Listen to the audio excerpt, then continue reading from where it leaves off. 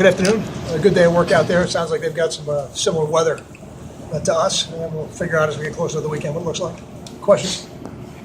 Did you watch the Rose Bowl last year? When you did, was there a party that said, we're going to play these guys? I saw. I didn't sit down and watch the game per se, but from time to time it's on. It's on TV. They replay it. I've seen pieces of it. We looked at the coaches film in the offseason. That's really where you do most of those kind of thoughts, and you start to gather some thoughts in terms of game planning and things like that. The way Michigan State's secondary plays, how important are one-on-one matchups in this game? Is it more than extremely? Yeah. Oh yeah, extremely important. They commit a lot of people to the run, and you're gonna have to win some one-on-ones on the outside. Yeah, they're gonna try to outnumber you in the run game every play. I mean, obviously every receiver probably welcomes that, especially a guy like Leonte. I think he looks forward to that type of challenge. Yeah, I think most receivers and most DBs like it too. So they like those one-on-one matchups and the man-to-man coverage, and there's no doubt. Kyle, you've faced a lot of good defensive linemen. How does Shalik Calhoun stack up to some of these guys? I know you say a defensive lineman can wreck a game if you let him to see that kind He of can. potential. Yeah, I think he does. He's certainly one of the elite linemen in this league. He's right at the top of the leaderboard in sacks. So they do an excellent job. Both defensive ends in general do an excellent job. They're very good on the outside in terms of getting to the quarterback. I think 12 sacks combined between the two of them. The guy on the other side's got 50 starts. So they're two guys who've played a lot of football, been very productive, and certainly Shalik, when you listen to other people talk to him who've had to coach against him the last couple of years, they hold him in very high regard. Kevin Marquez, what does he bring on a special teams level? Very productive last week. Very productive last week, and hopefully that's a sign of a lot of things to come, because you have to have those guys on your team on special teams who take their role, embrace it, and then become productive. And the two tackles he made on kickoff last week were big plays. You said Hicks or Martin will start at running back. What went into that decision, and have you picked one of them yet? Well, I think the production from the last game, certainly warrants it. And there's no doubt about that. And who starts the game, I don't know. They'll both get a lot of touches. We'll decide that as the week goes on. Is there, I think you said Monday there'd be a role. How do you see Justin Goodwin fitting in there? Oh, he'll definitely have a role in the game.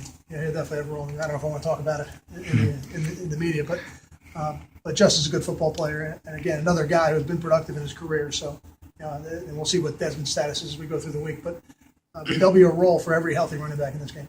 This kind of goes back a ways, and obviously you've seen Josh do it in practice, but do you remember the Nebraska week where he was on the scout team, you moved him back there, and he had a really good week? Did something like that stick out in your mind? Did it click anything at that point?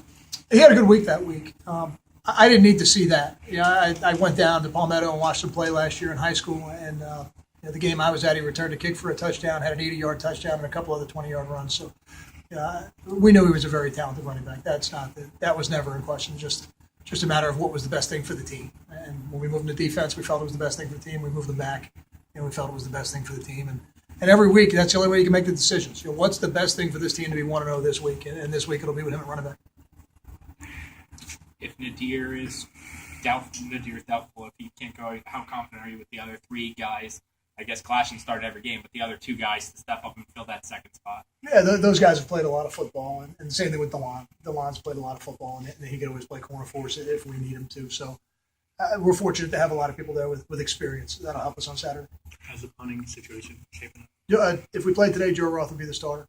And unless something unforeseen, I would think that'll be the case on Saturday.